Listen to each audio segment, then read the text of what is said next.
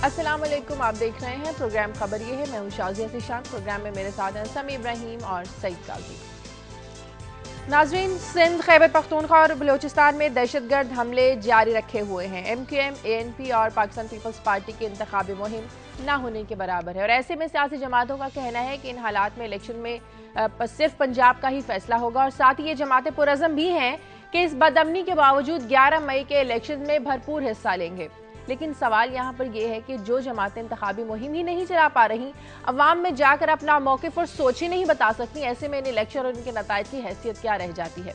इस पर आज हम बात करेंगे और साथ ही हम बात करेंगे साबिक सदर परवेज मुशर्रफ की, जिनको आजकल मुख्तलिफ मुकदमात का सामना है, आइन तोड़ने का इल्ज़ाम, गद्दारी का इल्ज़ाम। और अब परवेज मुशर्रफ के वकील ये कह रहे हैं कि अगर आइन तोड़ने वालों का एहतसाब करना ही है तो ये सिलसिला फिर 1956 से शुरू किया जाए। तब से लेकर अब तक जिन लोगों ने डिक्टेटर्स का साथ दिया सबसे हिसाब लिया जाए, अकेले मुशर्रफ ही क्यों। अब सवाल यह है कि अब ये गड़े मुर्दे उखाड़ने में पहल कौन करेगा, इस पर आज हम बात करेंगे। साथ ही हम आपको बताएंगे कि बिजली बहरान में कमी लाने के जो निगरान हुकूमत के दावे थे, ये बिल्कुल भी सच साबित नहीं हो सके। वजारत खजाना की जानिब से 20 अरब रुपए की अदायगी न होने की वजह से सूरत हाल मजीद खराब हो गई है। एक तरफ हमारे सियासतदानों के बड़े बड़े दावे और दूसरी तरफ खुली हकीकत सबके सामने है। इस पर आज हम बात करेंगे, लेकिन इन तमाम खबरों पर बात करने से पहले खबरें लेते हैं आज के दिन की अहम अपडेट समी साहब और काई साहब से। जी काई साहब, आपके पास क्या खबरें? शाजिया, वो सागर सिद्दीकी ने कहा था कि बहुत धूम थी आबे हैवां की, सादे पानी का एक गिलास मिला।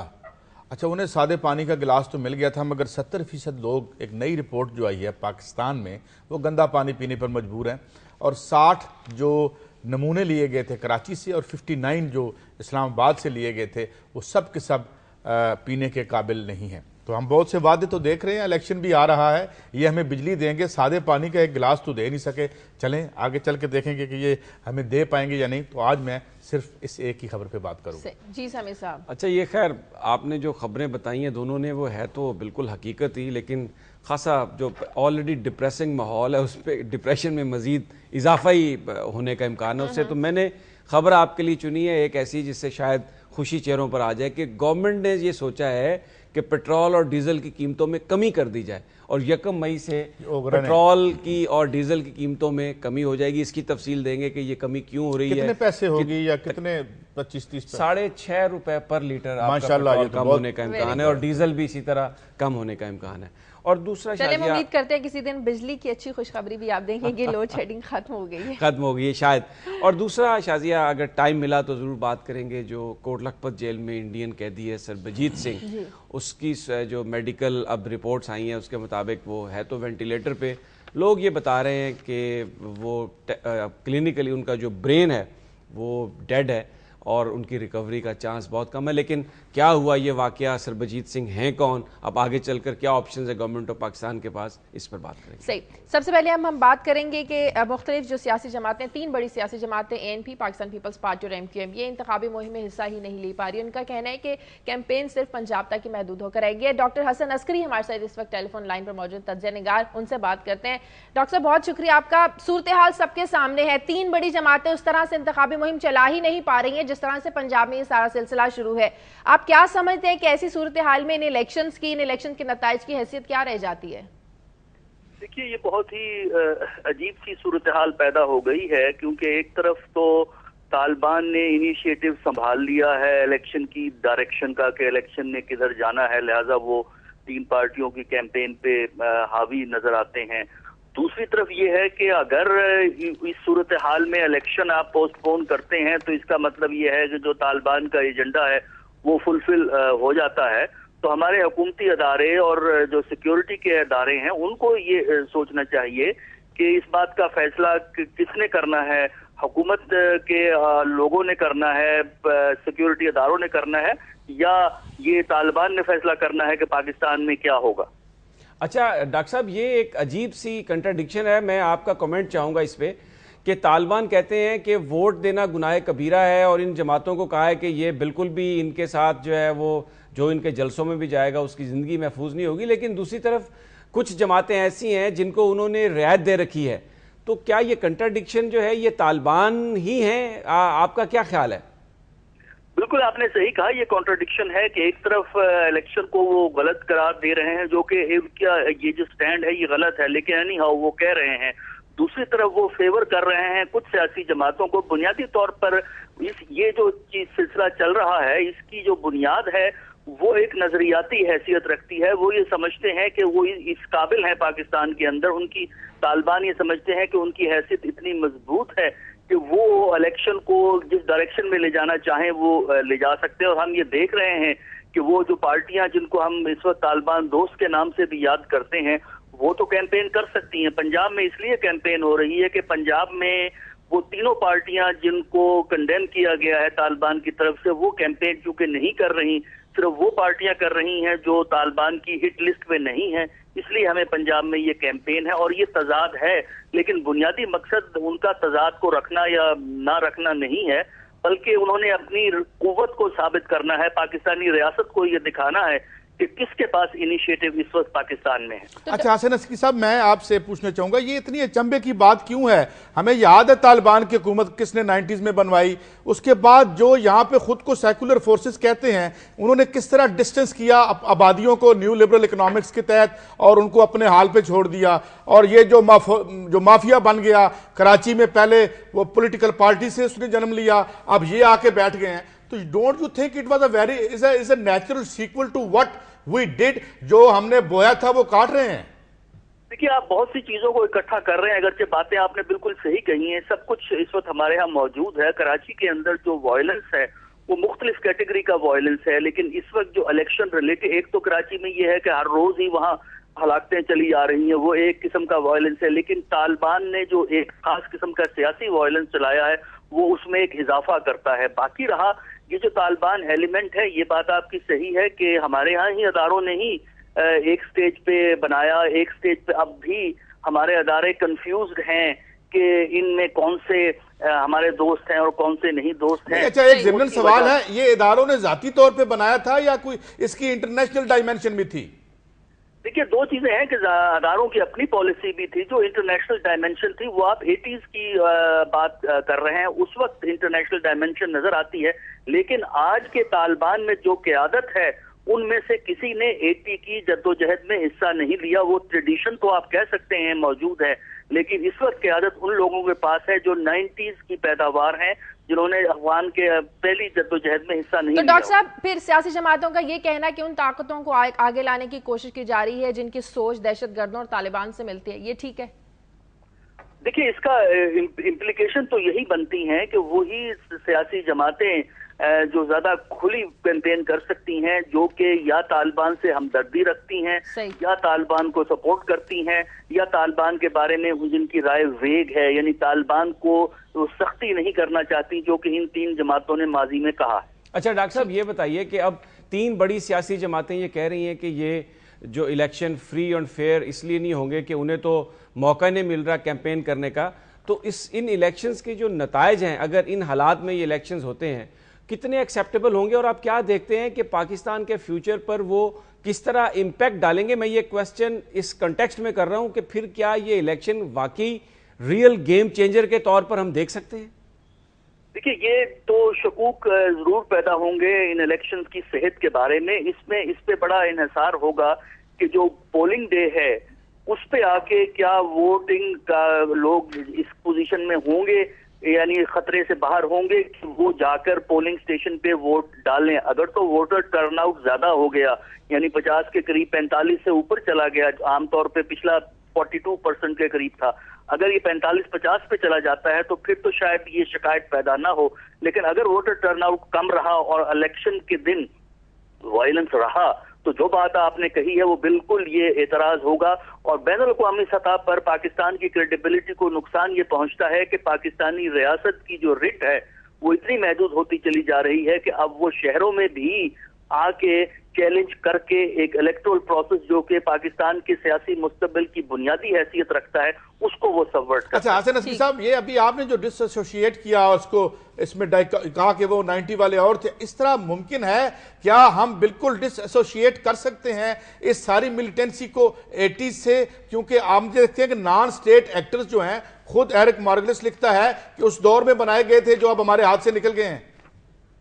देखिए, बिल्कुल डिसोसिएट तो नहीं कर सकते, आपकी बात दुरुस्त है, लेकिन मैं ये कह रहा हूं कि एक जनरेशनल चेंज है देखिए 89 तक वो जहाजी थे जिनको अमेरिका, पाकिस्तान, सऊदी अरेबिया सब ने पेट्रोनाइज किया और उन्होंने रूस के खिलाफ लड़े। उसके बाद 90 के दौर में अमेरिका तो अपने मकासद पूरे करके पीछे हट गया, लेकिन पाकिस्तान के अदारे मिलिटेंसी को फॉरेन पॉलिसी के, सिक्योरिटी के इंस्ट्रूमेंट के तौर पे चलाते रहे। और ये जो लीडरशिप इस वक्त आगे आई है वो 90s की है। जो असूली बात है, जो कि नजरियाती फ्रेमवर्क है और जो नेचर ऑफ स्ट्रगल है, उसमें तसलसल आपको नजर आता है। मगर असगरी साहब ये बताइए, वो अमेरिका में बैठ के तो स्विच ऑफ कर सकते थे, यहाँ पे क्या ये गैर साइंसी तज्जिया नहीं होगा कि जिनको आपने बना दिया, ताकत दे दी, असला दे दिया, बीच में आपकी हेरोइन का, ड्रग का पैसा आ गया, तो हम कैसे निजात हासिल करते? कोई बिजली का स्विच तो नहीं था कि हम ऑफ कर देते, चुनाचे उसकी फॉल आउट हो रही है। यही चीज समझना जरूरी है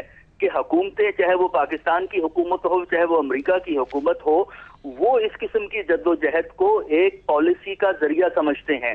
बल्कि लेकिन जो लोग इस जद्दोजहद में 80s में भी शामिल थे या 90s में भी हैं या आज भी हैं, वो इसको अपना आर्टिकल ऑफ फेथ, एक नजरियाती जद्दोजहद समझते रहे हैं और आज भी समझते हैं। उसकी वजह से हुकूमतें तो पॉलिसीज बदल लेती हैं, लेकिन इस किस्म की तहरीकें, हमारा तजुर्बा ये बताता है, खत्म नहीं हुआ करती। सही, ठीक है, बहुत शुक्रिया डॉक्टर हसन अस्करी साहब। आपका प्रोग्राम है, अभी वक्त है एक ब्रेक का, ब्रेक के बाद वापस आते हैं।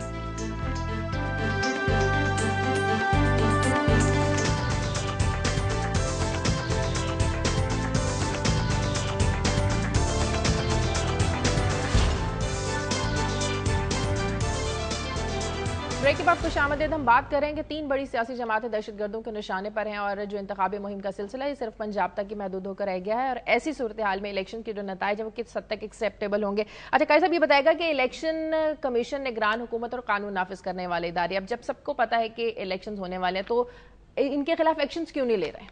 देखिए, एक्शन लेने के लिए जो है वो ज़ाहिर आप में मेटल भी चाहिए, आप में ताकत भी चाहिए रियासत पे। मगर मैं जो उन्होंने आज बयान था ना कि जी एजेंसियां खून की लकीर खींच रही हैं, ओ भाई एजेंसियां तो खून की लकीर खींचती हैं, ये आप हमें कौन सी नई बात बता रहे हैं? आपने कौन से फूल उगाए हमारे लिए? कल हम मेतू साहब से बात कर रहे थे तो उन्होंने एक डिस्पेंसरी का जिक्र किया कि जिसमें लगता है किसी ने बमबारी की है। परसों हमने स्टोरी की कि 10 करोड़ रुपए की खातर जो है वो बच्चे मार दिए हमने, 10 करोड़ का कमीशन था और वो जो खसरे से बच्चे मर गए।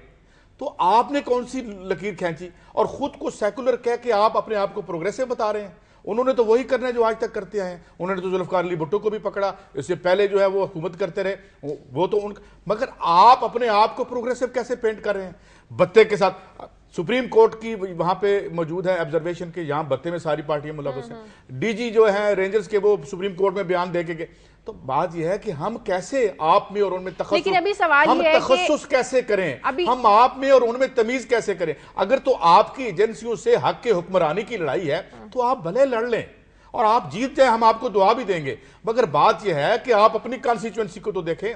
आज जब आप पे बर्डन पड़ा आके और आपकी हुक्मरानी खतरे में आई तो आपने अवाम को कहा देखें जी खून की लकीर खींच रहे हैं, खून की लकीर 60, कल समी साहब फिगर दे रहे थे, हम जब शहबाज शरीफ साहब का इंटरव्यू कर रहे थे, 80,000 लोग टीबी से मर गए, पुरानी बीमारी अंदर, ये खून की लकीर नहीं है। तो बस इशू ये है, ये समझना चाहिए हमारी पॉलिटिकल एलीट को कि अपनी कॉन्स्टिट्यूएंसी को स्ट्रेंथन करें, अपने साथ लोगों को जोड़ें, तो बाकी ताकतें खुद खत्म हो जाएंगी। अच्छा, इसमें जो सारा ये जो प्री पोल मामला है, इसमें जो मैं देख रहा था और हसन अस्करी साहब से भी मेरा सवाल यही था कि इलेक्शंस नॉर्मली ये समझा जाता है कि उसका फ़ायदा तभी होगा अगर वो सही गेम चेंजर बन जाए, यानी ऐसी गवर्नमेंट आए इलेक्शंस के बाद जो पहली गवर्नमेंट नहीं कर सकी वो उसको अपना काम असर अंजाम दे सके। अब ये जो सूरत हाल नज़र आ रही है, 3 सियासी जमातें एक साइड पे चली गई हैं, कैंपेनिंग नहीं है, तो ये जो इलेक्शंस हैं ना, इनको अब रियल गेम चेंजर के तौर पर मेरा नहीं ख्याल के, क्योंकि इसके बड़ा इतराज इस पर उठेंगे बाद में, और एक पूरी जो भी पॉलिटिकल गवर्नमेंट आई हो उसको एक पूरी सपोर्ट चाहिए होती है अपोजिशन की भी। अगर आपने कोई ड्रास्टिक चेंजेस करनी है, मिसाल के तौर पे अगर आपने टैक्स नेट बढ़ाना है, आपने बड़े मगरमच्छों को टैक्स लगाना है, तो आपको पॉलिटिकल सपोर्ट भी आपको चाहिए होती है। अब ये जो 3 बड़ी जमातें हैं इनको तो आपने इससे बाहर होगी। अच्छा, फिर दूसरा अगर हम मंजरनामे पर नजर डालें शाजिया, तो एक और बात नजर आती है, इसमें कोई शक नहीं कि मीडिया ने एक बड़ा पॉजिटिव रोल अदा किया है और बड़ा इस वक्त भी पॉजिटिव रोल अदा कर रहा है, लेकिन हमें कहीं कहीं मीडिया भी हमें होस्टेज नजर आता है इन्हीं जो ये मिलिटेंट जमातें हैं। कैसे? मैं आपको मिसाल देता हूं, मसलन स्कूल जो हैं वो तबाह किए जा रहे हैं इसलिए कि बच्चे तालीम हासिल ना कर सके, लेकिन हम मीडिया में उसके हवाले से बहुत ज़्यादा कोई ब्रेकिंग स्टोरीज नहीं देखते, बस एक लाइन की खबर आती है चली जाती है। फिर मिनॉरिटीज़ का बहुत बड़ी किलिंग हो रही है, यानी लोगों को शनाख्ती कार्ड देख के ड्रैग करके उनको गोली मारी जा रही है। खसूस जो कई कम्युनिटीज़ हैं उनको उनके घरों को आग लगाई जा रही है, जैसे लाहौर में भी बादामी बाग का भी हुआ, शिया कम्युनिटी भी है, फिर अहमदियों की कब्रों की डेसिक्रेशन भी है। यानी हमें बहुत सारे ऐसे इश्यूज हैं जिस पे मीडिया को बहुत शोर मचाना चाहिए, लेकिन उन पर शोर इसलिए नहीं मच रहा गालबन कि उसमें वो जो एक खौफ है वो एलिमेंट आता है। मसलन कराची के बारे में भी लोग कहते हैं कि जी वहाँ पर अब मुख्तलिफ माफिया ग्रुप्स हैं, उनकी वजह से मीडिया हाईलाइट नहीं कर पाता कि क्या है। तो एक हॉस्टेज हमें नज़र आ रहा है, मीडिया हॉस्टेज है।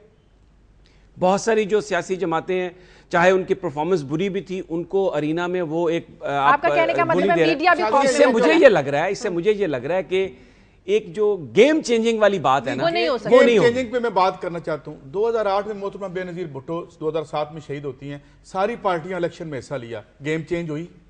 5 साल में जो गेम चेंज हुई वो इशराफिया के हक में हुई, अवाम के खिलाफ हुई, बाकी रहेगी। बहुत बुरी बात है। वो कौन ये क्रिमिनल लोग हैं जो हमारे बच्चों के स्कूल तबाह करते हैं? मगर मुझे ये बताएं, पंजाब की मिसाल ले लेते हैं, 61% है एनरोलमेंट हमारी, उनमें से जो है वो 60% जो है 5 साल के बाद ड्रॉप आउट हो जाते हैं।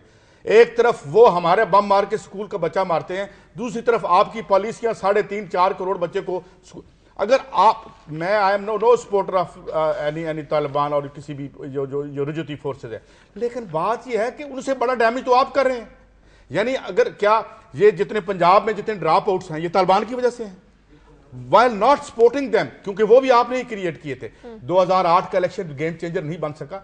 गेम चेंजर बनाने के लिए आपको पॉलिसी, मैं जैसे कहता हूं, वसाइल का रुख अवाम की तरफ करना पड़ता है। आपने अपने घरों की तरफ रखा हुआ है या बाहर के बैंकों की, तो ये गेम चेंजर नहीं होता। मैं मिसाल आपको देता हूं, अल्लाह करे और ऐसे ही हो कि सारी मिलिटेंसी बंद हो जाए, तालिबान न्यूट्रलाइज हो जाए।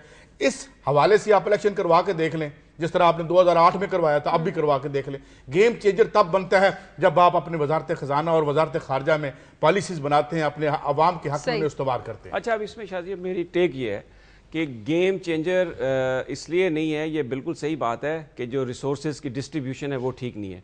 मैं यही रोना रो रहा हूँ कि जो रिसोर्सेज की डिस्ट्रीब्यूशन ठीक नहीं हुई, उसकी वजह ये मिलिटेंसी है, उसकी वजह हमारी वो खारजा पॉलिसी है। जैसे हसन अस्करी साहब ने कहा कि अमेरिका तो चला गया यहाँ से 90 के बाद, उसने तो किसी ग्रुप को फाइनेंस नहीं दिया, लेकिन क्या हुआ कि हमारे इदारे, ये भी बहुत बड़ा सवालिया निशान है, ये ना कहें, इस पे बहुत सवालिया निशान है। सऊदी अरब से जो पैसे आ रहे हो अमेरिका की मर्जी के बगैर आए होंगे, तो इस तरह नहीं है।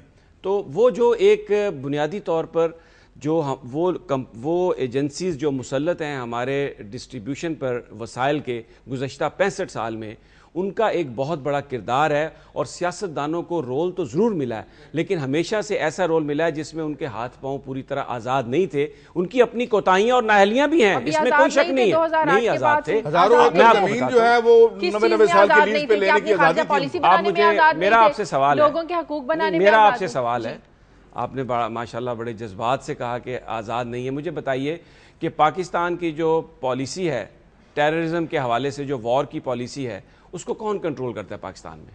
प्राइम मिनिस्टर पाकिस्तान कॉन्स्टिट्यूशन के मुताबिक उसे करना वो चाहिए। करते, अगर वो नहीं करते तो वो नाअहल हैं, अगर वो नहीं करते तो उनका क्या काम है? वही बहस शुरू कर देंगे। नहीं, तो वो नहीं करते, अगर उनका काम नहीं है। मैं अपना राइट मैं नहीं एक्सरसाइज कर सकता, तो फिर मुझे कोई और काम कर लेना चाहिए ना।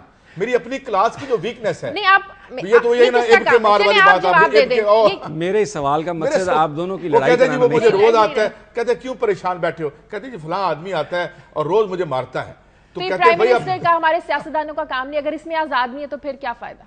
ठीक है, अगर आप ये समझती हैं कि हमारे सियासतदान ये सब करते हैं तो मैं हम ये नहीं कहते, मैं आपकी मैं ये नहीं कहते, अगर नहीं करते तो क्यों नहीं करते? नहीं, अगर की बात नहीं, हाँ क्यों नहीं करते, इसलिए क्यों नहीं करते? कि अगर सियासतदान पॉलिसीज को कंट्रोल करने की कोशिश करते हैं तो इलेक्टेड प्राइम मिनिस्टर को फांसी पर चढ़ा दिया जाता है। अच्छा, एक इलेक्टेड प्राइम मिनिस्टर को पिंडी, एक इलेक्टेड महफूज पेशों में चले जाएं, इतने खतरनाक पेशे में क्यों? सुन लें, आप सुन लें, फिर कोई और काम कर लेना। सियासत में अवाम के लिए लड़ेंगे तो फिर तो शहादतें मिलेंगी, लड़ना पड़ेगा। अब सुनने का हौसला करें बात करें। एक प्राइम मिनिस्टर को आपने मार दिया लियाकत बाग में, आपने ठीक किसने? है। फिर एक वजीर आजम उसके हाथ बांधे, आपने उसको सऊदी अरब भेज दिया। फिर ये कहा हम इन सियासतदानों को यहां पे नहीं आने देंगे। इस मुल्क में जो एक डिक्टेटरशिप ने और कुछ इदारों ने जिस तरीके से मनमानियां करके इसका सत्यानाश किया है, अगर उनके बारे में आप बात करें तो फिर यह भी सुनना पड़ता है कि आप इदारों की तज़हीक कर रहे हैं। वो लोग जो इदारों में बैठकर इस मुल्क को पामाल जिन्होंने किया, जब उन लोगों के किरदार के बारे में बात की जाती है तो यह सुनना पड़ता है कि आप इदारों की इज्जत को उछाल रहे हैं। तो इसका इसका मतलब ये है कि भाई ना हम इदारों को पकड़ सकते हैं ना तौकीर सादिक को पकड़ सकते हैं, इसलिए हम हुक्मरानी करेंगे, झंडे वाली गाड़ी में बैठेंगे, ये कर लेते, यही सियासत रहेगी। अब क्योंकि वो हमें मारते हैं लिहाजा हम ये काम नहीं कर सकते। अब ये ठीक है, आपने स्टोरी बयान की है, तो फिर गेम चेंजर कहां से आएगा भाई, किधर से आएगा गेम चेंजर? एक स्टोरी आपने बयान की है, अभी कामरान से भी पूछेंगे कि वो सही कहा उनके परवेज मुशर्रफ के वकील ने कि आप अगर आइन को तोड़ने वालों की सजा की बात करते हैं तो आइए 56 से अभी इस पे स्टोरी पे आते हैं तो फिर पता चलेगा कि कौन रुकावट है इस गेम चेंजिंग में। और ब्रेक के बाद जब वापस आएंगे तो बात करेंगे कि परवेज मुशर्रफ के वकील ने जो डिमांड की है कि अगर डिक्टेटर्स का हिसाब लेना ही है तो 1956 से ही ये सिलसिला क्यों ना शुरू किया जाए। एक ब्रेक के बाद बात करेंगे।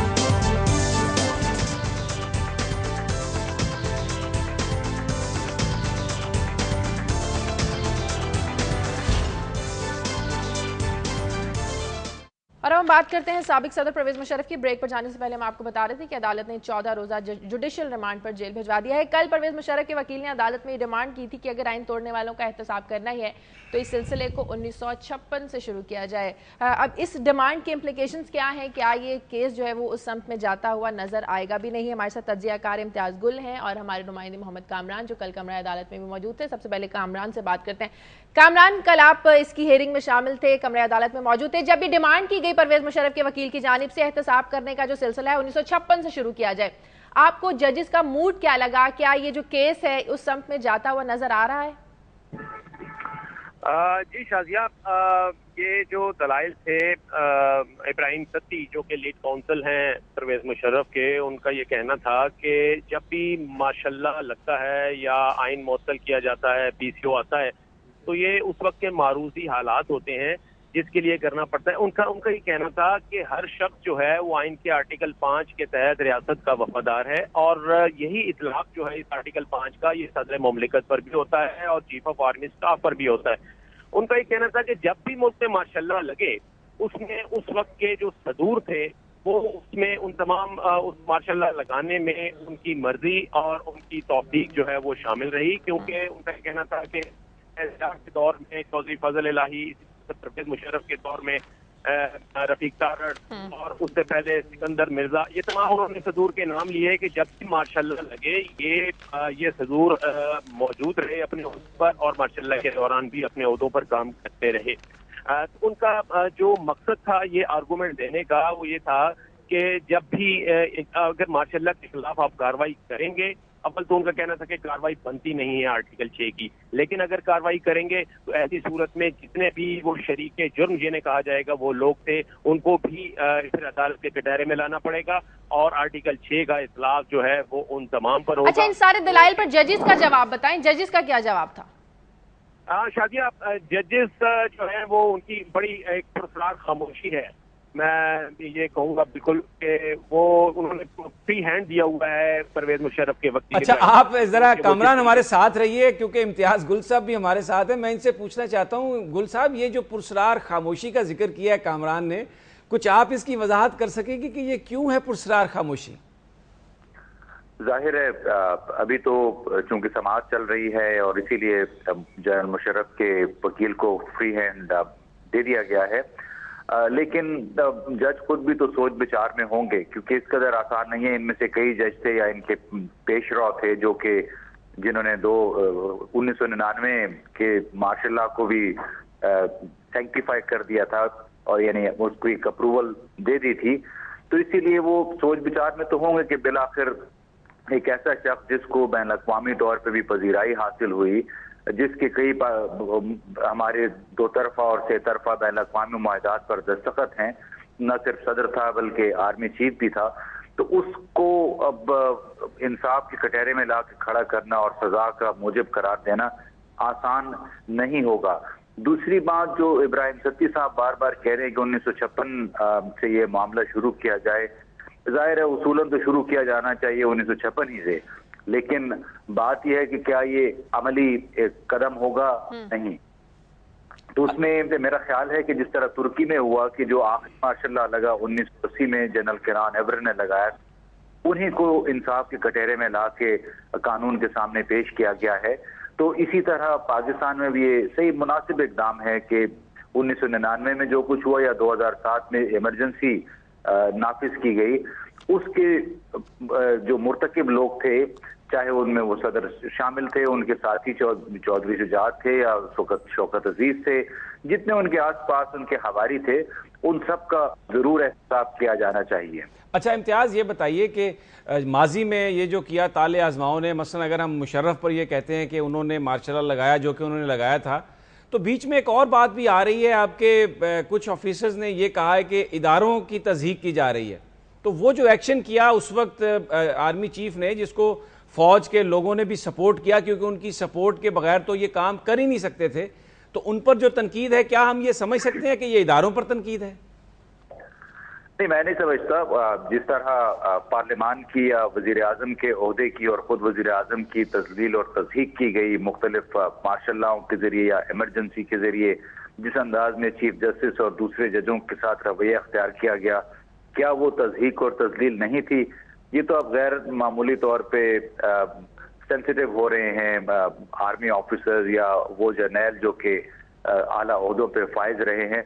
मेरा ख्याल है कि इन सबको इस बात का एहसास होना चाहिए कि अगर पाकिस्तान में एक मुंतखब वजीर आजम, मुंतखब पार्लियामान को एक दूसरा इदारा जलील कर सकता है, तो अब हम जलील तो नहीं करना चाहिए, लेकिन कानून के कटहरे में जरूर लाना चाहिए, उनसे तफ्तीश जरूर होनी चाहिए, क्योंकि ये एक बदला हुआ पाकिस्तान है। खुद मेरा ख्याल है अदलिया ने भी 2007 के बाद से जो पलटा खाया है वो पाकिस्तान के हक में बहुत बेहतर है, एक तारीख साज पलटा उन्होंने खाया है। और इसी पैराए में हमें देखना चाहिए कि 2007 के बाद से जो इकदाम हुए उनकी बात पुरस बहुत जरूरी है पाकिस्तान की तारीख के लिए, नई नस्लों के लिए, कानून की बालादस्ती के लिए पाकिस्तान में।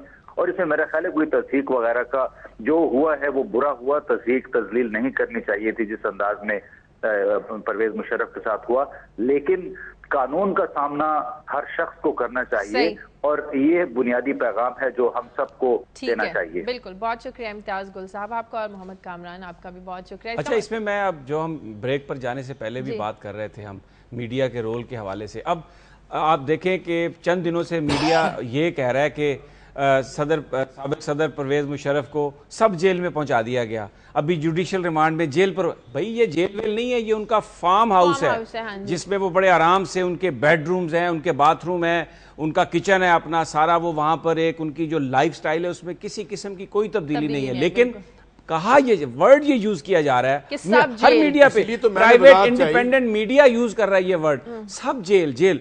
ये मैं कह रहा हूं कि यहां पर मीडिया मुझे कुछ हॉस्टेज बना हुआ नजर आता है, कुछ कमजोर नजर आता है मीडिया उन ताकतों के बारे में जो पाकिस्तान में बहुत अच्छे से हुआ कॉलिंग द शॉट्स। सब जेल में तो इस सब आवाम जाना चाहेंगे जितना वो खूबसूरत होगा, दीदा से आवाम जाना चाहे, मुझे लगता है हमें सब जेल में भेज दें, यानी वो हमारे घरों से तो 100 गुना अच्छी है वो सब जेल।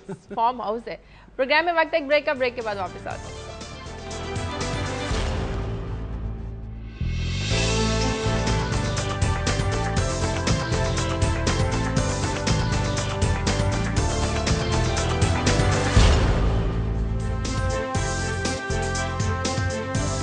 ब्रेक के बाद खुशामदीन नाज़रीन, निगरान हुकूमत की हिदायत के बावजूद वजारत ख़जाना की जानिब से 20 अरब रुपए की अदायगी नहीं हो सकी, जिसकी वजह से बिजली का बहरान मजीद बढ़ गया है। और ये कहा जा रहा है कि अगर कुछ दिनों में ये रकम अदायगी ना की गई तो बहरान मजीद बढ़ सकता है, यानी कि 1 मई से लोड शेडिंग में मजीद इजाफा हो सकता है। मियां शाहिद हमारे नुमाइंदे हमारे साथ, उनसे बात करते हैं। मियां शाहिद, क्या हम कहें कि वजारत ख़जाना के पास इतनी रकम है ही नहीं? शाजिया 13 अरब रुपए इस साल के जो रवा माली साल चल रहा है, 13 अरब रुपए जो हैं वो सब्सिडी की मद में रहते थे जो वजारत पानी बिजली को देने थे वजारत खजाना ने, लेकिन निगरान हुकूमत ने 20 अरब रुपए का उनको कहा और वजीर आजम ने जो है वो हदायत जारी की, लेकिन वजारत खजाना उनको 20 अरब रुपए नहीं दे रही। कल से वादा किया गया है कि 10 अरब रुपए आज शायद जारी कर दिए जाएंगे और जो गैस की मिकदार है वो भी 80 MMCFT गैस जो है वो कल की इन्होंने जो है वो जारी कर दी हुई है, लेकिन आज 1 अरब क्यूबिक फीट गैस जो है वो मजीद जो है वो यानी कि उसमें इजाफा कर दिया जाएगा और 1 अरब 20 करोड़ क्यूबिक फीट गैस जो है वो पावर सेक्टर को हो जाएगी। अच्छा, इसे बताइए मियां शायद कि फिर शॉर्टफॉल कितना रह जाएगा? ये पैसे भी मिल जाएंगे, ये गैस भी आ जाएगी, तो शॉर्टफॉल कितना होगा फिर? समी साहब, जो वजारत की तरफ से बताया जा रहा है वो एक अजीब सी बात बताई जा रही है कि शॉर्टफॉल में जो है वो 300-400 मेगावाट की कमी होगी। हालांकि अगर 1 अरब 20 करोड़ क्यूबिक फीट गैस मिलती है तो 9 पावर प्लांट जो बंद थे वो चल जाते हैं और उनकी कैपेसिटी जो है वो 2000 मेगावाट तक है।